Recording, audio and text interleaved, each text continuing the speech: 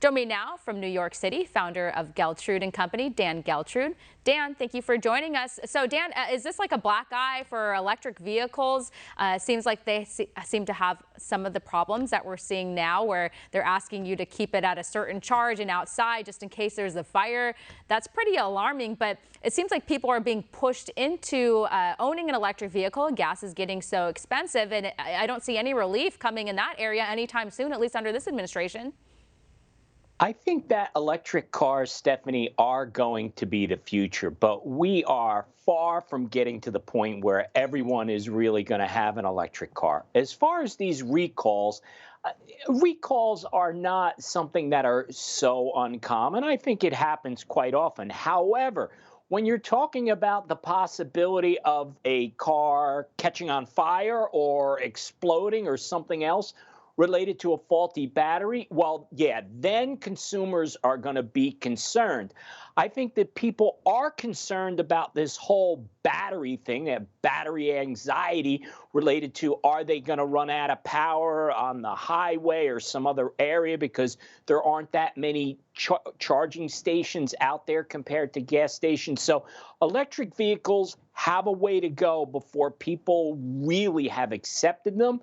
This situation with this recall with problematic batteries catching on fire is a big problem. Yeah, and I'm not an electric vehicle hater. I think they're great, and if it works out with their lifestyle, own one if you can afford one. It seems kind of like a privileged thing though, because you either have to have like a charging station at your house or have the time and access to get to charging stations. So there's a lot of things that are involved there, and those who push it so hard don't realize that maybe that doesn't work for everyone, especially like renters too, because it's not like you can just build a charging station unless like where you live has one. That would be nice. So over in San Francisco, they're considering a congestion tax on high earning drivers. In California, the lawmakers, especially in San Francisco, have never met a tax they didn't like. How's that going to work out? You know, I was looking at this situation with how you could actually carry it out, because it's not just about if you drive your car into a certain area, you basically, let's call it, pay a toll, which is a tax. It's based upon your income. So if you make over, let's say, $100,000, you have to pay so much as a toll to go into certain parts of San Francisco. If you're making less than $46,000, well, then you go toll free. And I really don't know how this is going to be implemented. I'm sure they're going to try because, as you said, they haven't met a tax they don't like. But this seems a little crazy now, where we start to get to the point where we vilify those that have been successful, to even say your tolls have to be progressive, meaning the more you make, the more you pay.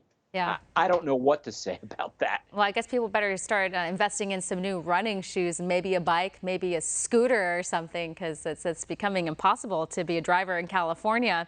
Now, really quickly, Amazon is apparently tired of ringing doorbells, and now they're asking landlords of buildings for the keys just to enter the building.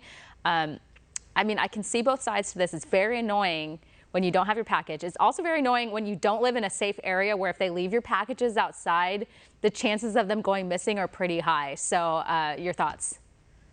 Conceptually, I actually think it's a good idea. Think about if you could have packages delivered where they go inside your home or inside your apartment. The convenience is something that everyone wants.